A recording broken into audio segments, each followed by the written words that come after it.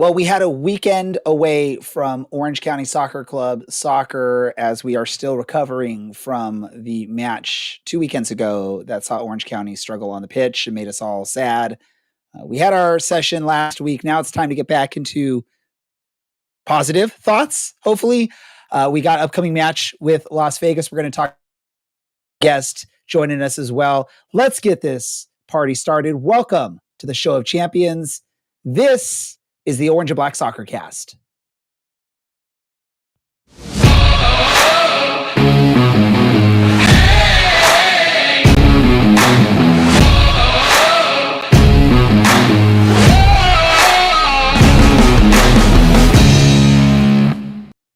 How's it going, Orange County? Welcome to another episode of the Orange and Black Soccer Cast, the first and only show dedicated to Orange County Soccer Club, its fans, and supporters. I'm your host, Ray Zamora, and I'm going to take you through this journey as we discuss all things Orange County Soccer Club.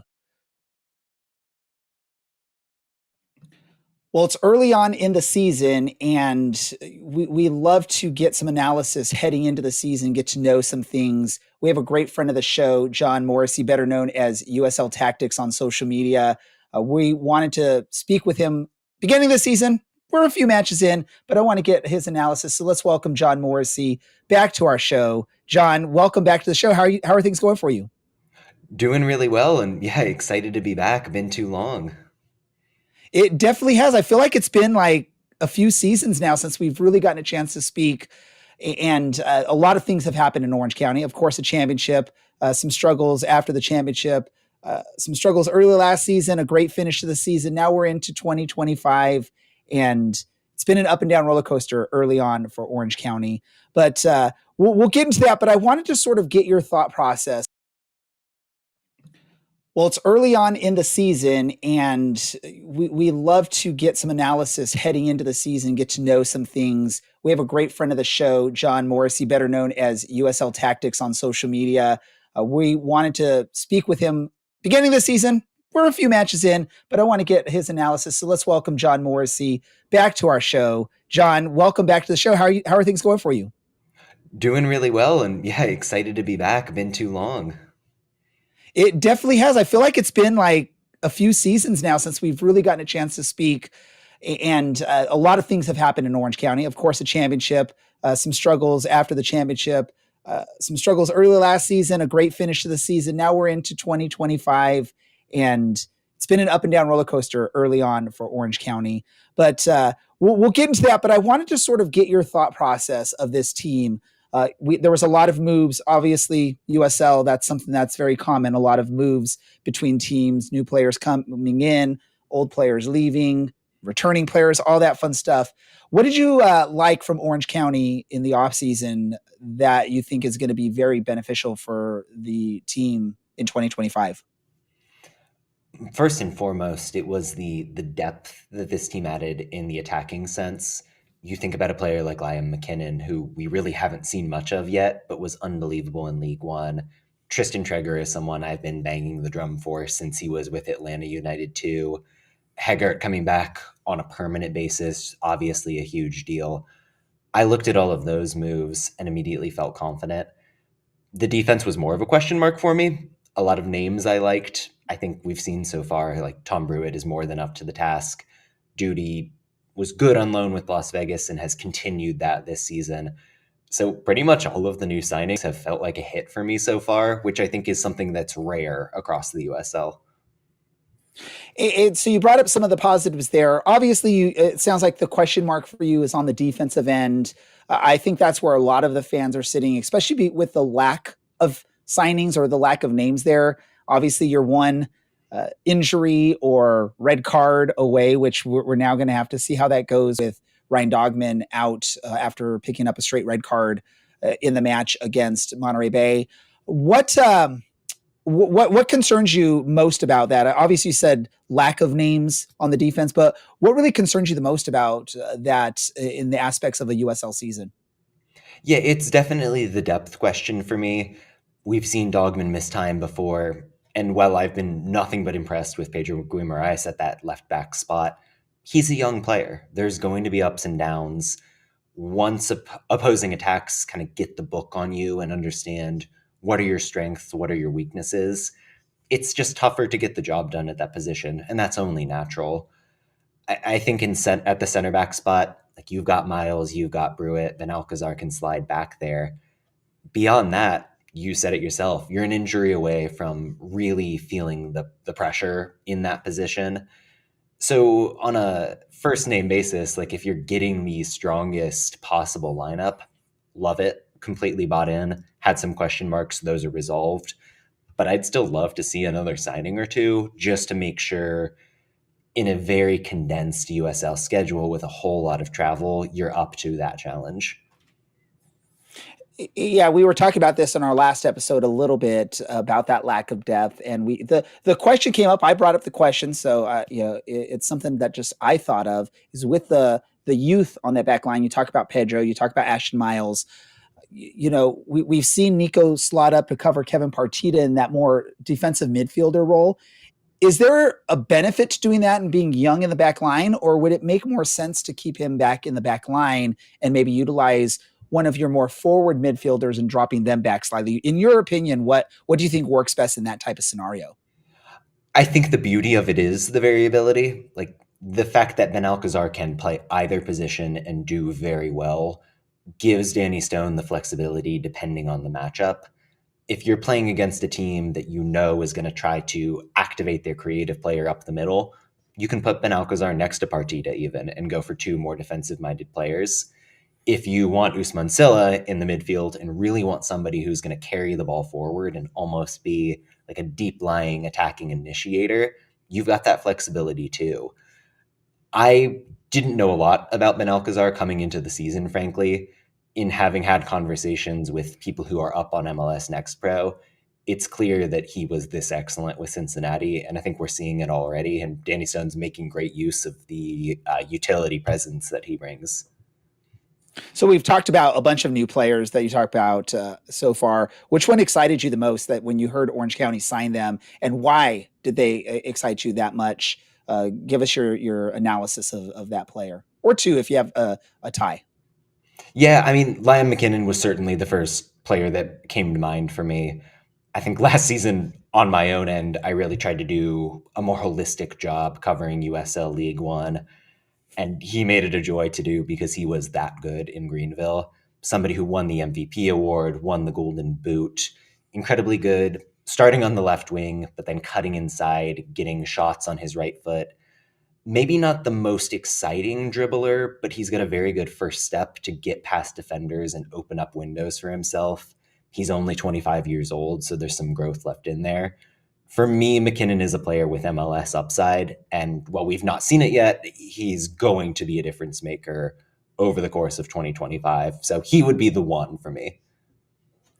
And let me just ask you this question. So last time Orange County fans saw a prolific scorer move up from League One to the championship was Ronaldo Damas back when Orange County won the championship in, I believe, 2021 now. Man, it's been a while.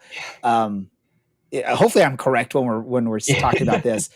As far as you know, and obviously you probably didn't cover League One back when Damas was playing at that level, but is there any comparisons you could see between the two of what maybe Orange County fans saw from Ronaldo Damas and what maybe that will lead us to see from McKinnon, or are they two completely different players out there on the pitch? In terms of position, like Damas is very much the classic striker, while McKinnon wants to start out on the wing. I think the thing that unifies them is they both scored important moments. The standout thing with Damas was that playoff run where he dominated. He got the playoff MVP or whatever they call that award because he was so good in those high pressure situations. McKinnon very much brought that same presence to the table with Greenville. Did it in the cup competition as well when they debuted the Jägermeister Cup last season down there. I think he has the potential to do that again, even at the championship level. Obviously, he's going to be competing for minutes. This is an Orange County team with a lot of talent across the attack and on the left wing in particular. But personally, I think that he really does have the skill set to nail down meaningful minutes and become an almost Damas-like presence if it all comes together. And that would be amazing if that could come together. I think Orange County fans would be very pleased with that type of production. Let me ask you one last question, then we'll actually get into the recent matches for Orange County. Which player that moved on to another USL championship team? Let's just keep it. So there's not a lot, but there are some players that moved on to other teams. Which one is going to make Orange County regret it the most that they didn't try and retain them or try harder to retain them and keep them on the roster? No, it's a good question because I mean, I think compared to a lot of teams, Orange County really didn't lose a lot of guys within the league.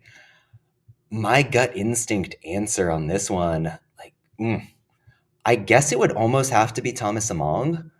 And I think he's backing up Greg Hurst in New Mexico at this point.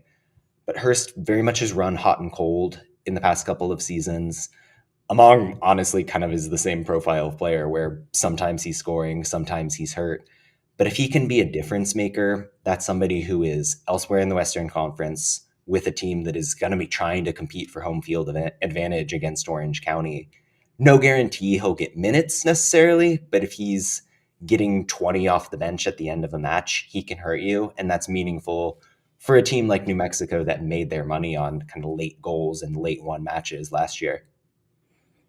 No, Among is a great choice. I think there were some fans that were very disappointed that he wasn't retained.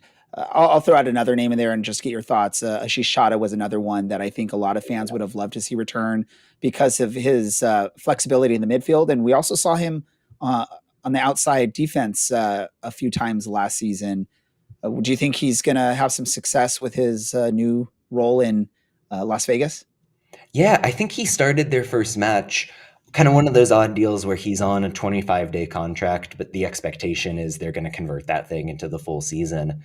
And you hit on exactly why I was impressed with him in Orange County, right? The flexibility in terms of where he's playing. I think he's very tidy on the ball. We'll get into Las Vegas in a little bit, but it's a different looking team in 2025. And that adaptability that Chadha brings to the table makes him an important piece for that team for sure.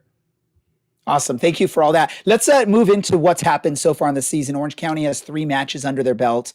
It's been quite a roller coaster. We saw the highs in the nice 4-2 victory, which that's not even, the scoreline doesn't even really show what that should have been, right? Over Oakland, a draw against Lexington, and then a loss at home. And these are all home matches to Monterey Bay, where we sort of did a session, a therapy session this last episode or our episode last week to sort of get over that. And we know it's early in the season. There's going to be growing pains. Give us your analysis of these first 3 matches for Orange County. Which Orange County is the one we should expect to see more likely throughout the season? Is it the Oakland dominating Oakland OC? Is it the battling even with a Lexington, or is it the you do not look like you belong in the USL Championship against Monterey Bay?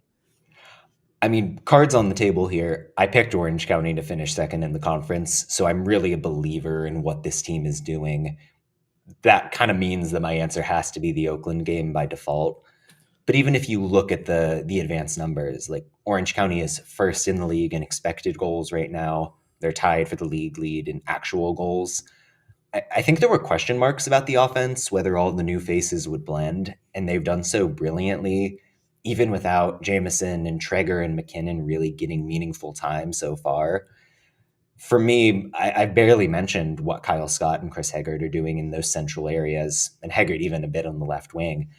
But they define this team, and I think there are very few USL teams that can stop what they do in possession. And the Monterey game is interesting because Monterey is a team that wants to bring the pressure up the middle, very intense in the way they defend. And they had the one-on-one defenders that could get the stops against Squee Moraes and Dogman out wide. I don't think there are a lot of teams out there that have that combination of talent. And that means that Orange County is going to be hanging goals on a whole lot of their competitors out west, out east. If I think there's maybe a match against Alta in the Jägermeister Cup. It should be a fun team to watch at a bare minimum, so long as the defense stays healthy, and that's what we've seen so far by and large. Like this team held a pretty good Lexington side to 2 goals, yes, but on very few shots.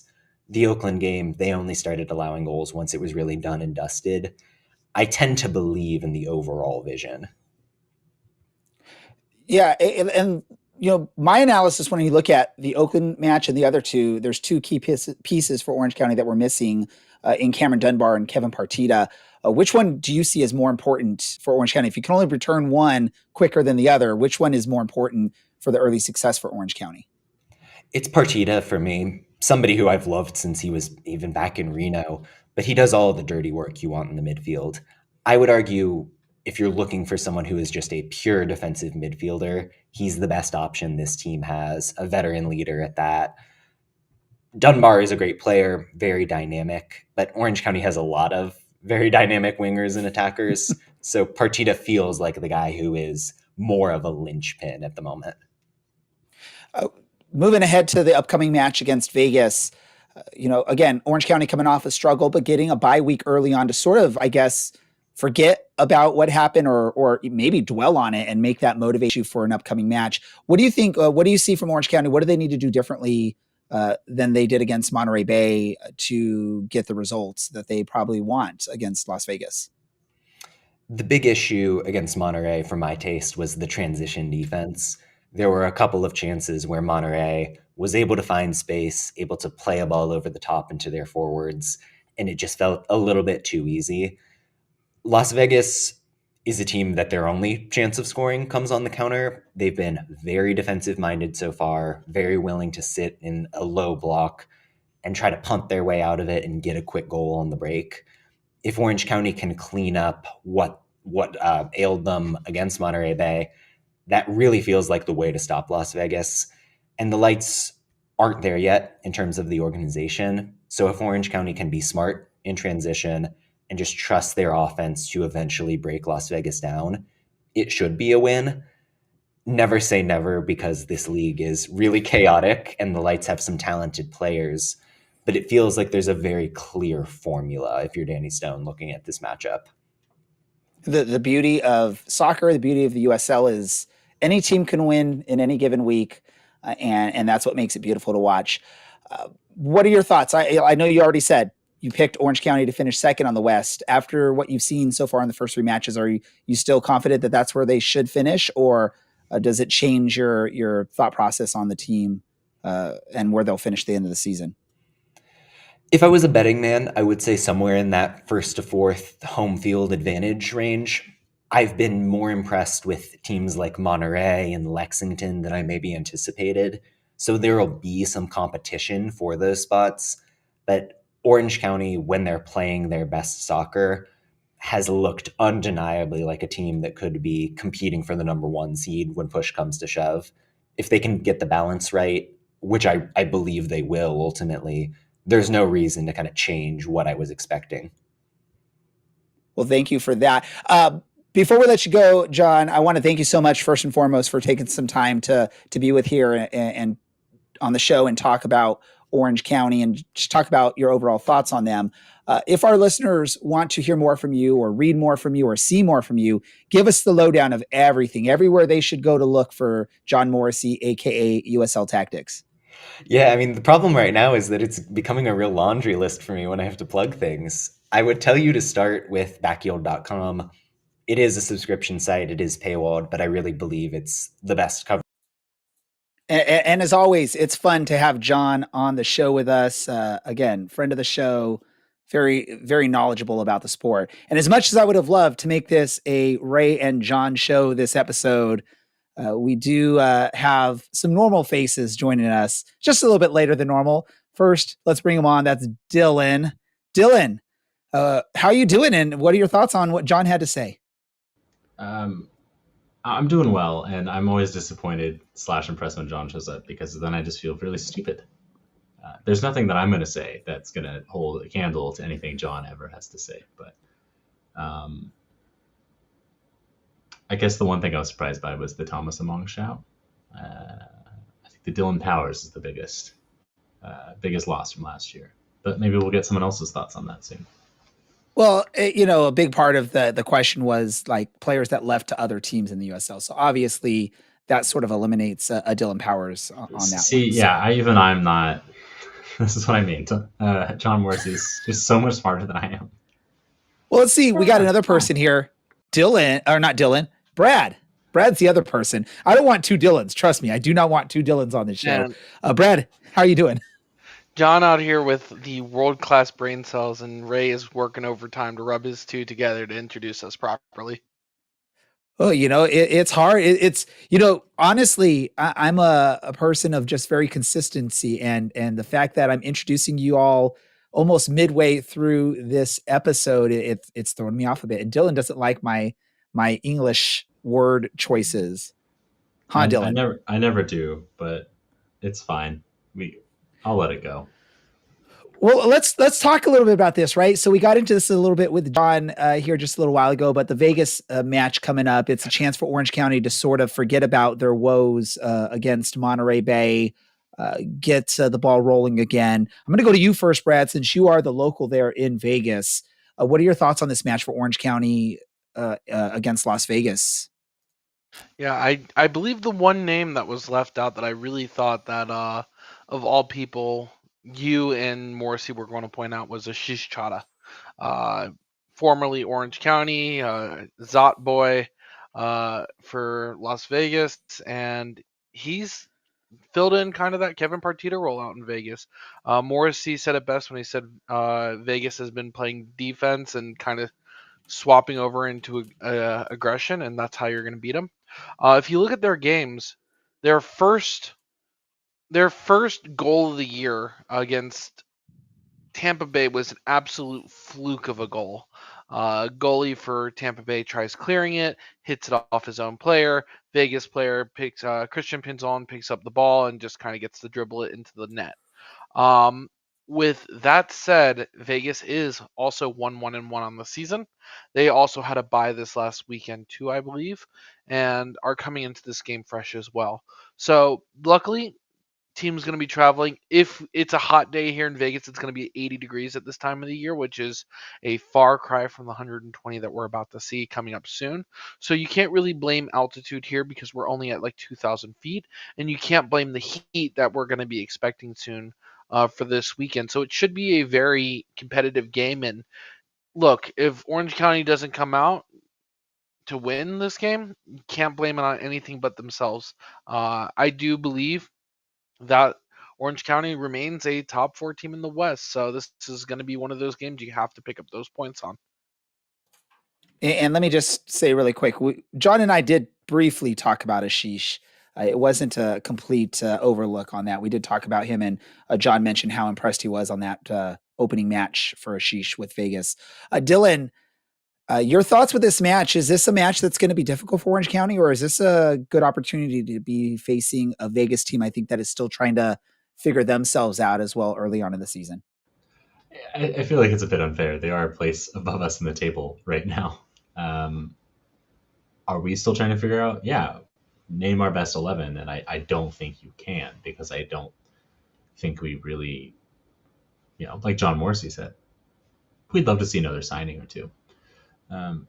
I think Orange County can get a result out of this match. I don't think it's too much to ask. I think this is the right time to go and play them. This beats going and trying to play them in July or August when it's just awful outside and completely miserable. But really depends on who's there. I liked the Pedro Guimaraes shout. He's very good. He's also young, so we've seen off performances, and I think we'll see him kind of swing back into the player that we know he is, and the player that deservedly played and has scored at the youth level for his country. Yeah, it's I'm going to just say right now, this is probably a decent opportunity to be on the road against Vegas early on in the season. Definitely would not want to be doing this in the hotter months, like Brad was talking about, when it can get up into the 100, and I guess Brad said 120s apparently in Vegas at some point, which I definitely would not want to play soccer in.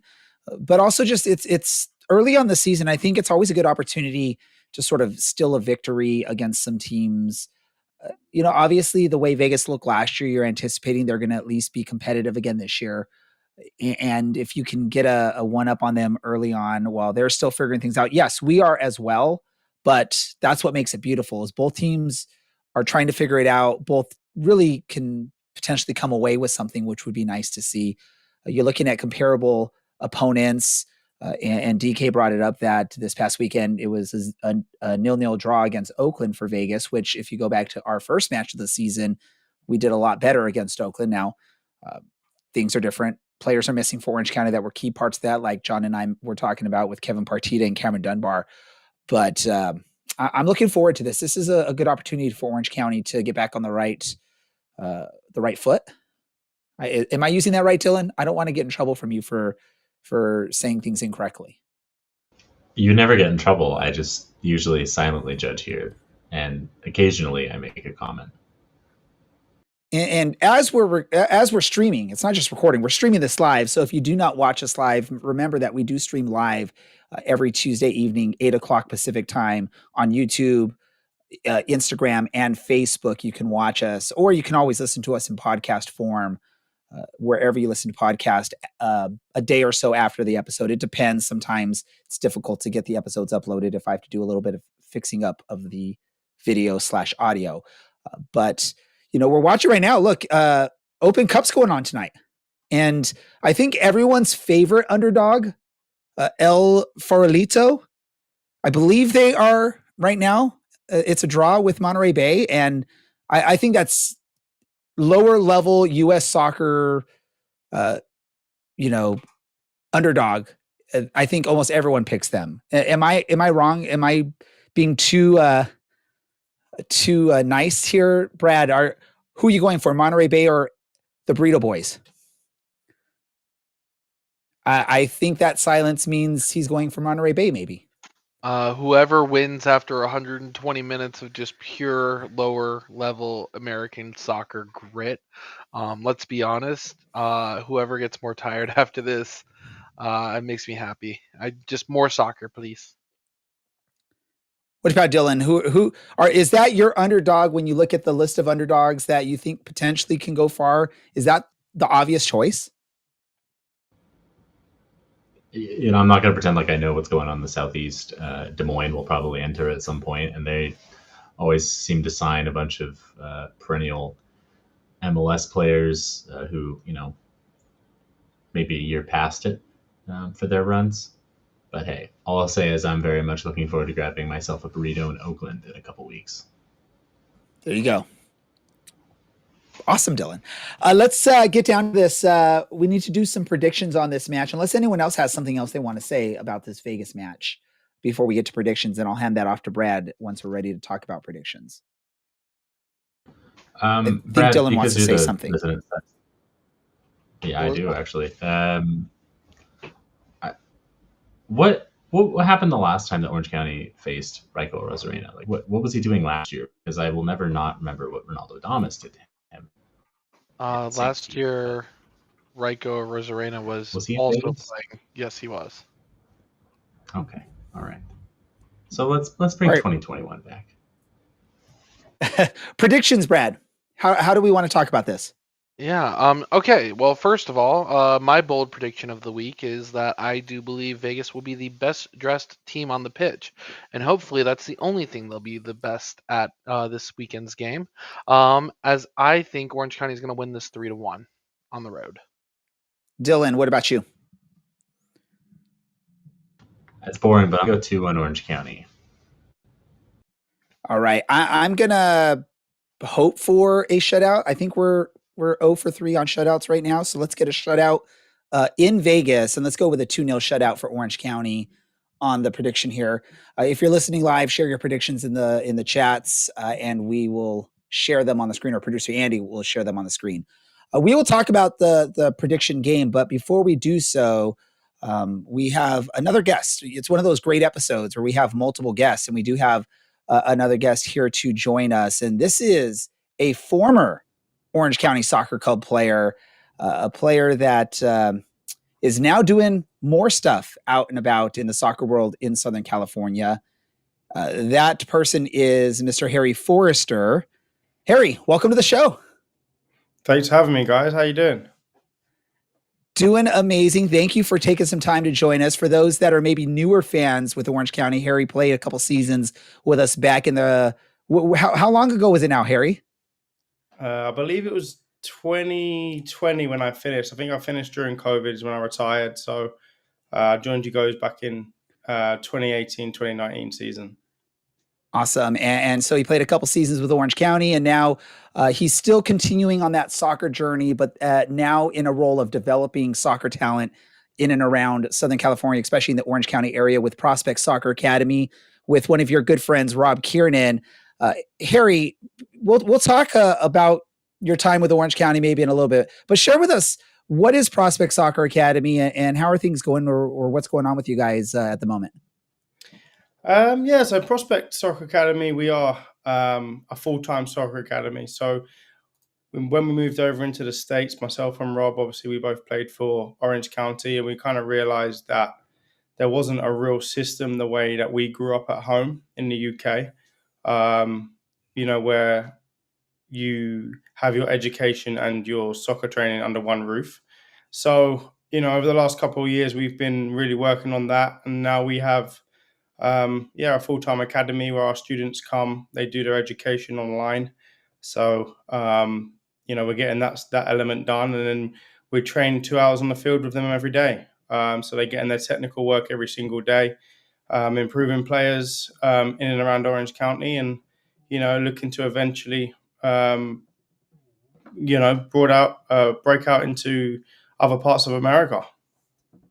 And so again, you mentioned this is something coming from England. You came out here, you and Rob noticed that there's nothing like what we had back home. Have you looked into that or done any research on that? Do you know why that is the case? Why there's not that similar type of development structure and education structure stateside? No, I haven't done too much research or too much digging into it. I think, IMG done it over in Florida. They're probably the biggest, most well-known company that do that. They produce some great talent.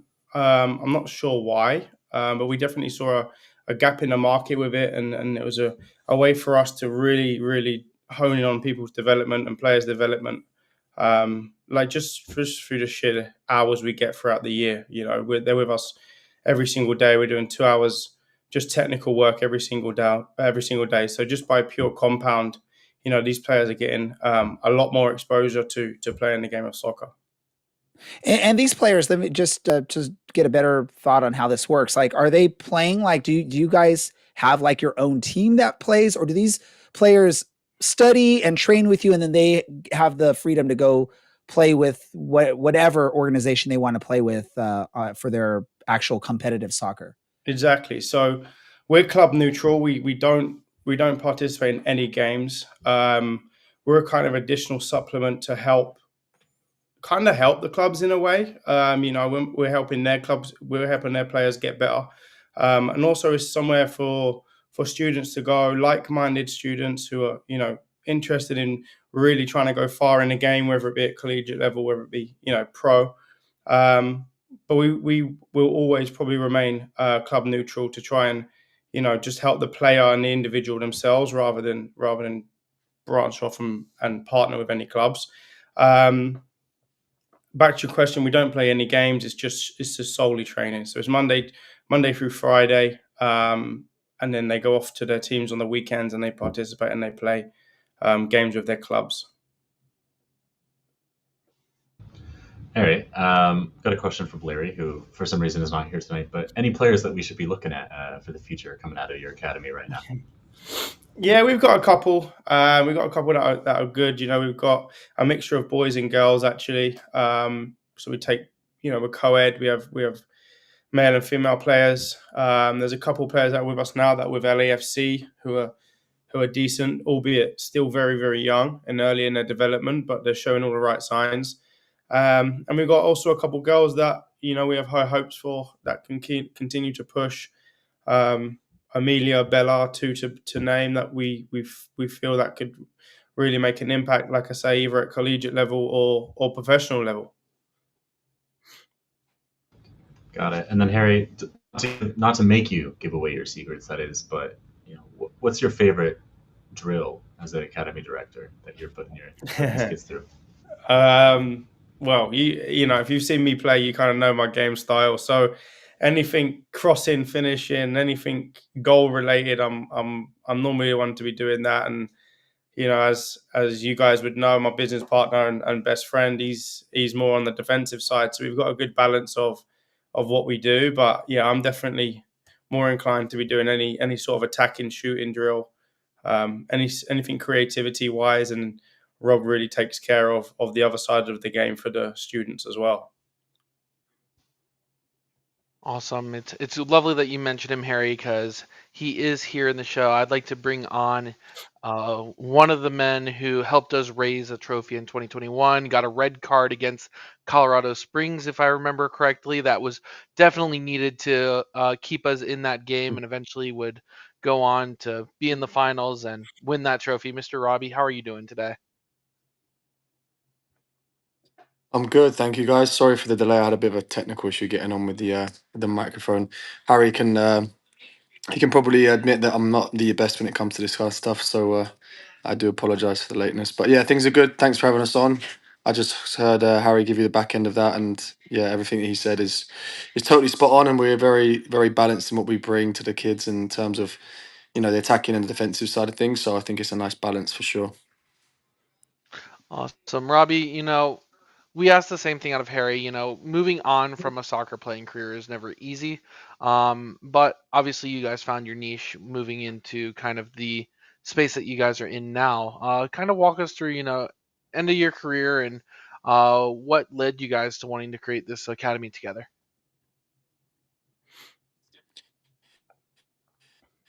Well, unfortunately, we both had to retire due to injury. It wasn't something that we kind of were expecting so early on in our careers. We still were relatively young when it came to retiring at 32, and Harry was 31 at the time. So unfortunately, circumstances presented themselves, and it was for us. It was how do we replicate what we did as kids? So the model in the UK is to adopt the hybrid learning slash training that under one roof kind of facilitates development. And unfortunately, we just felt like the development here could be, accelerated a lot quicker if there was a bit more structure and a bit more of a intentional game plan in place. So that's kind of what we did. It's not a fine-tuned model where, we have to, expect the unexpected. We have to make sure that we're always evolving, even with the education and with the training itself. So look, we're still learning as we are on this journey, but I think what we've got now is a nice foundation, and I think we're seeing the results. And we're really proud of all of the students that we've got and the families that have sort of bought into the vision. And unfortunately, we'd love to help everyone, but there's only a certain amount of players we can help. Awesome. A question for both of you guys here. Obviously, we have the Open Cup going on right now, with a lot of academy teams, a lot of younger teams, and kind of nobody teams that qualify through the Open qualifiers. Uh, is this something that you guys want to explore in the future? Kind of start and field teams in this competition, given that it is kind of the same thing as the FA Cup in England back home for you, or is this something that you guys would say to your players, go test what's out in the market there and see if you guys can put on a best show in the Open Cup here? Rob, you want to go and answer that?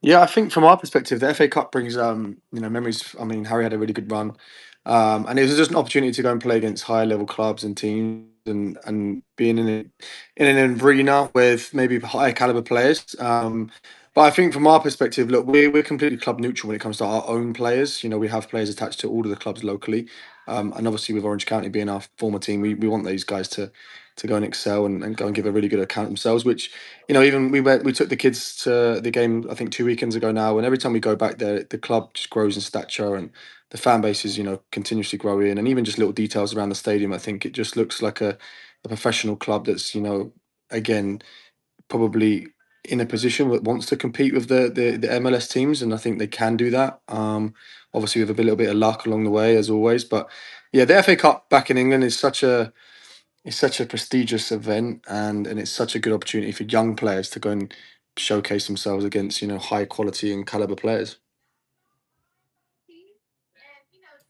I had a quick question. Both of y'all are very involved with, the academy, and I'm sure y'all are very involved with training and the development of the players. Which of the two of you do the players tend to like more, or go to more in that likability role, and which one is the one that try to avoid upsetting because they're going to get an earful? They definitely like Rob more than me. I'll put it that way. I'll be the first to say that. He's good cop, I'm bad cop. And that's the role that I kind of took on and the role that Rob took on. But they're good kids. They're really disciplined. They know what the outcome is. They all want the same things. There's no one that really rocks the boat too much. But we also have to remind them that they're young professionals in a way, and we try and treat them like young professionals. We give them a lot of leeway.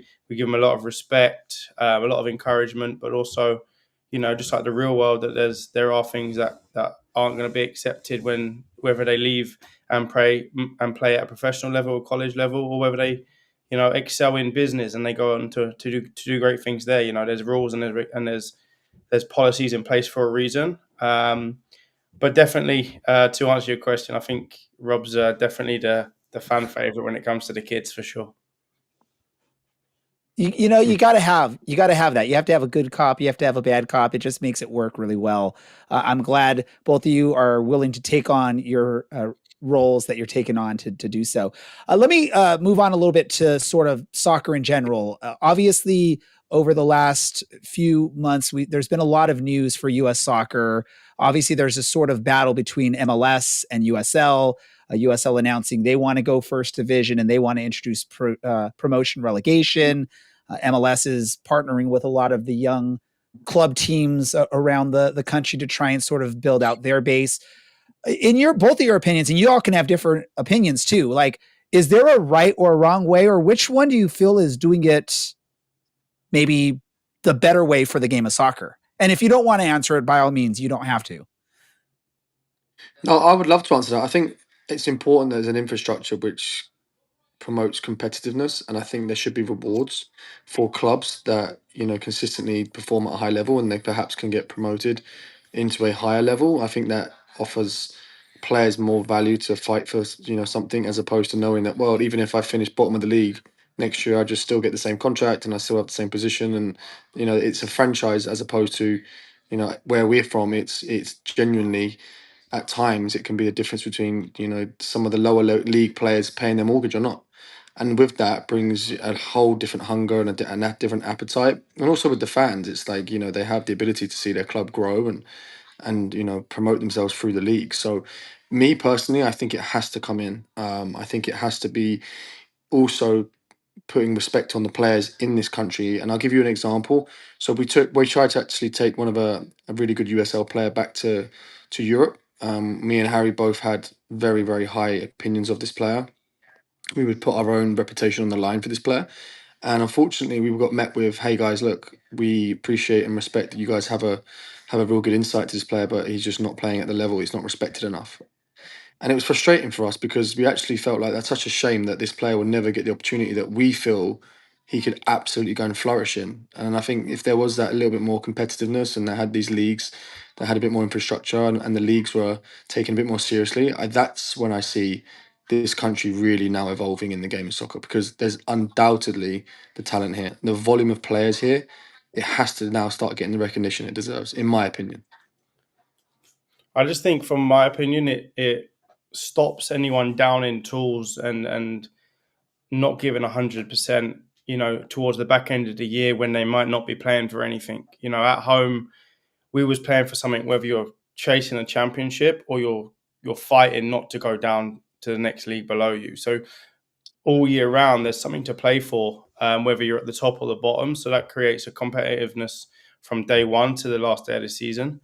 I think maybe here, if you're not fighting for that championship spot, are you giving 100% to right till the end? And how easy or how hard is that for the league? Let's say position one are playing position, the last position team. Are they giving 100% because they're last and they want to see the season out? Whereas if in England it would be, if last was playing first, last is still going to give everything they've got because they're going to try and get out of the relegation zone because they're going to go down, they're going to lose money, they're going to lose revenue. There's a whole different dynamic to it. So you get that competitiveness just naturally because you either want to win a league or you don't want to go down. So you're going to be giving 100% to the end of the season for sure. Awesome. And you all mentioned, you brought up sort of the atmosphere at Championship Soccer Stadium recently with Orange County. Obviously, when you all were playing, there was still a good atmosphere, but it's continued to grow. I mean, we've been around since 2018 and we've seen the growth from 2018 to where it is now. And it looks like a totally different stadium, even though it is literally the same stadium that has been there this whole time. What are your thoughts of how things have gone and, with what the club has been able to do to grow the game? We've talked about on our show with competition, so much competition for people's dollars, hard-earned dollars in Orange County. And what would you like to see more of from the club? I just think, when we were there, me and Rob obviously both come from Rangers at that time, via some, a couple of other clubs, but we had literally maybe a year prior just come from Rangers, and we did a lot of community work outreach within that. We were always asked to go on player appearances, be in the community, spread the word. And that's at a club like Rangers where you don't really have to do that. It's a big enough club to really get fans, right? So that's one thing I think when we come here, we noticed we weren't really doing as players. I feel like now a lot more the players are in the community more. They're meeting young fans. They're spreading the name. Orange County Soccer Club is well known now. I remember when I first moved, a lot of people still didn't really hear about it. They were like, "Oh, there's a pro team at this great park," and at times I had to break it down to them how it works and stuff like that. So, as the game's evolving and people are getting more familiar with it, I think they're really buying into the community aspect. I think the club's doing well at recruiting young. So now we're starting to see, the teenagers turn to young adults that were 4 or 5 years ago who now, take it serious and want the club to do well. Yeah, definitely. And something just to add to that, I think obviously even just the attendances the guys are getting and, the events the club do. And I know that Dan, they do a lot of work with the media staff and trying to just, generate revenue and income through different avenues, which is great and creative. But I think also just the actual experience as a fan. I mean, we look at it now from a different perspective. There's, so much amusement going on and there's, things going on with the beer tents and whatever else might be there. It's a way that just builds community, right? And I like, listen, we always got such high respect for the club and, Pete doing a great job. He's trying to bring in young talent. We know how the model works within the club and, some older boys now in the team who I think are going to help, get that structure and get that balance. So, yeah, look, we're big fans. We want to see the club do well. We've got no other feelings other than just seeing it with a little bit of a proud moment as well. We both enjoy some good times there, and it's a good part of our career that we enjoyed. All right. So you brought up a little bit about the club and sort of the scouting of the club. So I'm going to do this. We're going to do a little fantasy game with the two of you. You all are going to get to start a USL First Division team, and you get to pick one player from Orange County Soccer Club that you're drafting to be that first player for your team. And I'm going to give Robbie the first choice. So if he picks yours here, you'll have to think of a different player. Who do you pick, and why are you picking that player as the first player to represent your team? I have to go for my boy Kyle Scott, of course, because I think he's a magician with the ball. I think he's got great creative kind of balance and skill. I love the way he plays, and I know that he's a big part of the team right now. So he's got good age on his side as well. So there's plenty of years left for him. And of course, he's a fellow Englishman, so I have to give him a shout out. All right, Harry. You had to pick your friend, huh? Yeah, I had to, mate. Sorry. Politics, huh? I'll go for your new captain, Tom Brewer. I think, Rob will like me saying this, but having a good centre half who can control the back line and also control the rest of the team is vital. I think it sets the tone. I think having a leader back there is someone that you can build off of and have that standard where he can lead and players can respect him. So I think I'd start with Tom and build from there, to be honest. Hey, two great choices in Kyle and Tom. You can't go wrong with those ones. It might be because they're English, huh? Hey, it's interesting though, because you could go for the leader that's going to be relevant and help you right away, or you can look at one of the younger players that you're like 5 years from now, this guy is going to be a beast out on the pitch for us. And you all both went for the known entity, the quality that you're going to get right here, right now. So that's awesome to see. Before we let you go, I want to just give you all an opportunity to just share more information for any of our listeners that are interested in learning more about Prospect Soccer Academy and about Harry and Robbie. Where should they go? How do they look into more info for this? Yeah, so if they want to find us, it's www.prospectsocceracademy.com. They can take a look at the website. We do summer camps all summer long with Nike, so you'll see us around Orange County, Lake Forest, Laguna Niguel, San Clemente.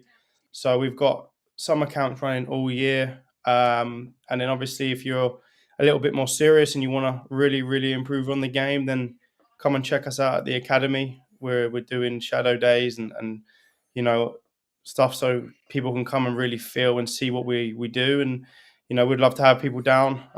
We really want to sort of develop the talent here that's in Orange County and give everyone a good chance of fulfilling their dreams and making it in whether it be MLS, USL, Europe, or even a real good D1 college. So check us out, hit us up on Instagram, and we'll definitely get you guys down.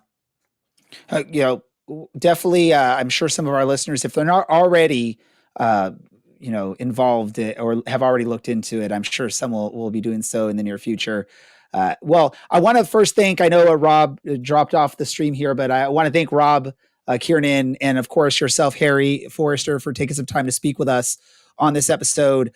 It was fun. I appreciate your honest answers about everything. And we look forward to maybe getting y'all back again in the future and we can see where the growth and what your Prospect Soccer Academy has evolved into at that point. And obviously it's always great to see you all around the stadium at an OCSC match as well. So thank you, Harry. I appreciate you. Thanks for having me, guys. And no doubt I'll see you around the Championship Stadium in the near future. Awesome. Once again, legends for Orange County Soccer Club in Harry Forrester and Rob Kiernan. Great conversation, gentlemen. I enjoyed. I enjoy this. I know our listeners probably don't know anything about this, but I know I've spoken with Dylan and Brad and producer Andy about this. I've always wanted to reach out to former players and see if we can get them onto the show and figure out what have they been doing since they played for Orange County Soccer Club. And appreciate someone like Harry and Rob for taking some time to do that and share their story and what they've been up to. Any thoughts on that conversation, Dylan, Brad, if you have any? Yeah, I just love how, they're just homers for their own countrymen and, neglecting the players they actually played with at the time, such as Kevin Partita, nothing like winning a trophy and then supporting the player that you won the trophy with. Nah, just Englishmen. I'm not salty. Look at that. I wish we would have. I wish we had the cover picture for one of our former episodes that shows Dylan and Harry on the picture. It's one of the few times I think that Dylan said nice things, right?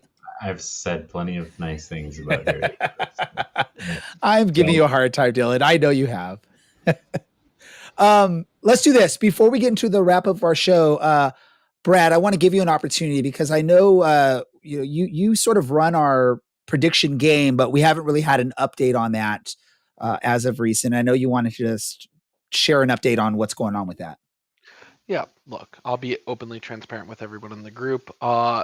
Since starting this year's version of the prediction game, we've had, unfortunately, some bad actor, don't know who it is, really don't care, who's put together 30,000, anonymous bot accounts that have flooded the prediction stream. And it's taken me some time to kind of root that out. And every time that I've kind of had to delete the fraudulent data, it just comes back. So kind of been fighting that. I won't give that person any more time on my day. Honestly, I love doing the predictions. I love that, the fans who truly use it for fun do the predictions. So I'll keep doing it. This isn't really a problem on me. It's just a couple of extra minutes that I have to spend to really combat this one person. I don't have, with that said, I don't have the updates this week. I know we're going to be 4 weeks in after this game, so I do definitely want to try to get something out to everybody. When I have free time, hopefully this weekend, I'll be able to get that all together for next show, and maybe I'll be able to write an article about it too. But I can't really devote that much time of my day to that, so it'll come back. I'm sorry that it's taken this long. I don't like giving people who don't deserve my attention. So that's all I'll say there. So thank you for the update on that, Brad. So just keep patient on this. We will have an updated score bracket for you eventually. Just be patient. We'll make it work. I think all of us enjoy doing the game, or at least seeing the results. I unfortunately got off to a great start the very first match, and then I have dropped the ball since then, and I keep forgetting to put my predictions in. I'll try and do better. I don't know how Dylan's doing on it as well, so we'll figure that out. Well, let's do this. Let's get into some random thoughts. And I will start, if Dylan is there, his screen is frozen, so I don't know if he's there, but we'll start with Dylan if it's working. If not, Brad, you can start talking. I'll go ahead and start talking. Let's see if Dylan gets back. Look, I know I love being the heel. I loved having Harry Forrester back and Robbie Kiernan, two lovely gentlemen who have had very successful careers here and abroad, and can never complain about the choices that they chose. To represent a shout out for the Orange County boys. Tom Brewitt is a fantastic player who hasn't gotten the chance to really shine so far this year. And then Kyle Scott, he's a legend in the team. You can't go wrong there. So I love giving a little bit of tease back and forth about, hey, look at these homers out here. But let's be honest, the three of us are almost some of the biggest homers out there in the community. And you can't even really fault the picks of those two players, because you could tell both Harry and Rob were looking at defensive minded players or aggressive type players that are going to man that midfield. So again, there's other choices you could have made. You could have gone young, but it could also be, they've never dealt with the expansion draft mentality of some teams where maybe you draft a future star early on to hold on to and develop into something later, which obviously in other sports that happens. Dylan, random thought from you. I think Dylan is having trouble again. So I will give a random thought right now.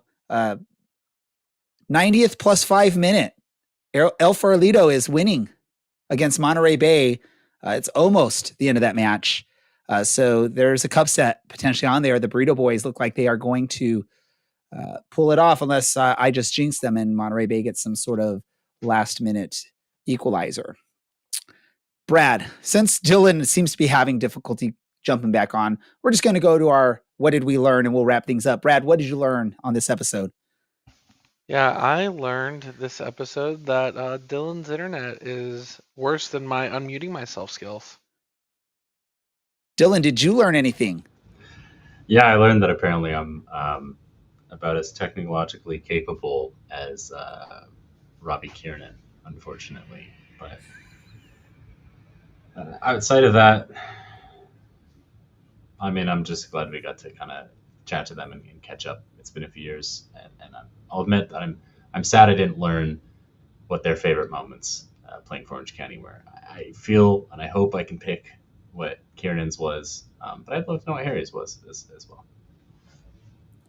Yeah, I learned that there's life after Orange County Soccer Club for some of these players if they really want to keep going into it. And I know, speaking, I think when we were a young show, Dylan, I think we spoke with Harry either at the stadium. It wasn't an official speaking with him, or it might have been on the show, but I remember hearing from him early on when he arrived stateside that is sort of the ambition, is to come play a few years of soccer and then look at getting into the development side of things And it seems like he and Robbie have both succeeded in that, and they're really on the right path for that. And it's an exciting path for young players here in Orange County because, yeah, they mentioned IMG is like the name that most people know when it comes to like a sports academy. Other than that, there's not a lot of well-known or well-known academies like that where you're getting your education and your training in the sort of same locale, or at least with the same core group of individuals. So it's nice to see, and for soccer development here in Orange County, I think it'll be great. And with that said, I did want to let everyone know that this is my final show here with the Orange and Black Soccer Cast. I am retiring after this episode, but luckily, we will find someone else from another podcast that has crashed and burned like we did with Brad, and they will jump on and replace me. Yes. Yeah, why pick why pick someone that's on top of their game when you can grab someone who's got no other place to go? I don't know whether I should be celebrating or insulted. Roll the credits. That's He said exactly it's what I legally wanted, binding. my friend. It's legally binding.